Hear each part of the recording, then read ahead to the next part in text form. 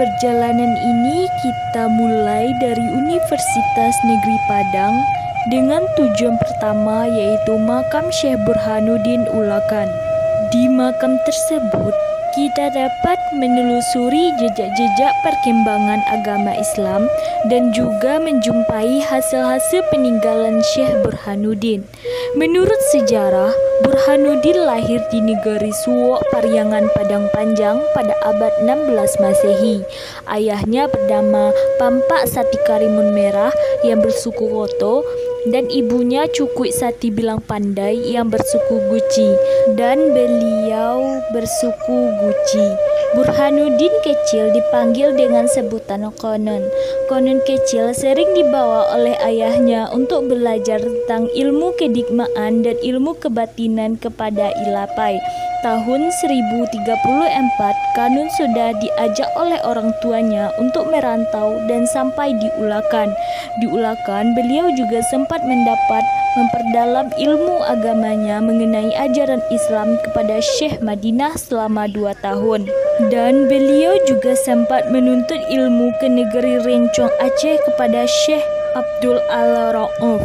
Proses Islamisasi yang dilakukan Syekh Burhanuddin di Ulakan tidak memaksa orang untuk masuk Islam, tetapi berbaur dengan masyarakat setempat. Prosesnya yakni pendekatan kepada anak-anak dan penyampaian dakwah dengan lemah lembut. Pada tahun 1111 Hijriyah, Burhanuddin meninggal dengan umur 45 tahun di Ulakan yang kita ketahui sekarang makam Burhanuddin Ulakan. Para peziarah yang datang di makam tersebut biasanya mengunjungi makam para gurunya dan juga sebagian untuk meminta obat dan membayar niat sesuai kepercayaan kepada Allah Subhanahu wa Ta'ala. Di sekitaran makam kita juga dapat menjumpai banyak musola-musola yang masih kokoh berdiri. Musola tersebut kepunyaan masyarakat di luar Ulakan, yakni daerah-daerah di Minangkabau yang dulunya digunakan sebagai tempat belajar dan menuntut ilmu agama seperti mengaji, dan sekarang digunakan sebagai tempat singgah sementara.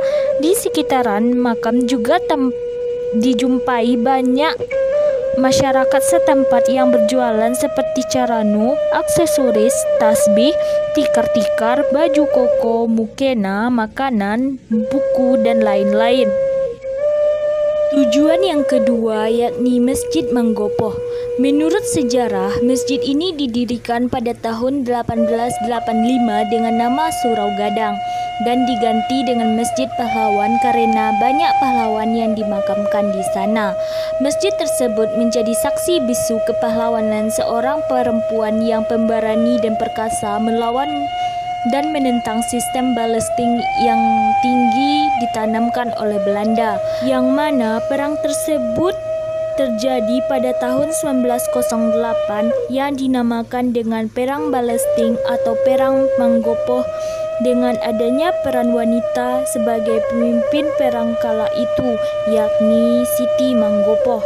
Perang tersebut dilakukan oleh 17 orang dari Minangkabau melawan Belanda yang sangat keji, yang mana Belanda memandang harga diri perempuan itu sangatlah rendah di matanya, dan untuk mengenang sosok perempuan tersebut, maka cagar budaya menjadikan masjid tersebut sebagai Masjid Pahlawan atau Masjid Siti Manggopoh. Tujuan yang terakhir yaitu Museum Kelahiran Buya Hamka di Maninjau.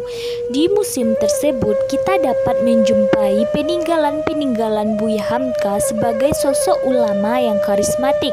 Kita dapat menemukan jejak sejarah seperti karya-karya tulis Buya Hamka, foto-foto Buya Hamka, piala dan penghargaan Buya Hamka yang sukses sebagai ulama di dunia Islam di Minangkabau dan di Indonesia, kamar Buya Hamka yang masih kita temui di sana, tempat tidur beliau, baju-baju, koper, tongkat yang masih terjaga sampai sekarang. Di museum tersebut kita juga dapat melihat kata-kata bijak hasil karya Buya Hamka yang terpampang di dinding bangunan dan kesenian-kesenian yang beliau sukai. Buya Hamka atau Haji Abdul Malik Karim lahir pada tanggal 17 Februari 1908 Masehi di Sungai Batang, Maninjau, Sumatera Barat. Ayahnya bernama Haji Abdul Karim Amrullah dan ibunya bernama Siti Safiyah Tanjung bin Tuanku Abdullah Saleh. Buya Hamka dapat dikatakan mendapat berbagai ilmu secara otodidak karena kegemarannya akan membaca membuatnya menjadi tokoh yang berhasil menciptakan hasil karya tulis sebanyak 118 karya. Mulai dari ilmu seperti filsafat, sastra, sejarah, sosiologi, politik, dan ilmu agama Islam. Kontribusinya terhadap agama Islam dapat dilihat dari penghargaan yang beliau dapatkan dan jabatan yang pernah beliau dapatkan seperti Ketua Muhammadiyah, anggota konstituante mewakili Partai Masyumi, menjadi Ketua Umum Majelis Ulama Indonesia (MUI), dan masih banyak lagi. Mungkin cukup di sini penjelasan dari saya. Saya ucapkan terima kasih.